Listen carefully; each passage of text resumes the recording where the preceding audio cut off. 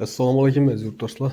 Ürgen şehrinde, merkezde Xorazm Palasyan'dan sonra Ürgen yurttaşlarımız için 4 kavatlı doğumumuzun 4. kavatında 2 kana çıktı. Oradan da birlikte görüp ötemiz. Eşiklerimiz demir.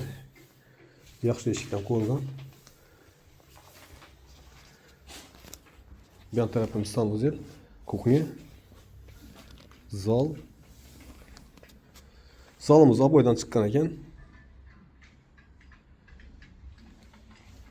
Bir yanımız spalni. Jitki aboy vurulgan. Açık balkonla ege. Bildiğin üstüne dım yakın. Bir kafe yanında. Birimiz sanuzel. Birimiz aşkhana. Vakasına aytip öteme yurttaşlar 320 milyon son. Ekrandaki nömerlere çıkaverasizlar. Sağlamam bulunma işleriniz zahmet.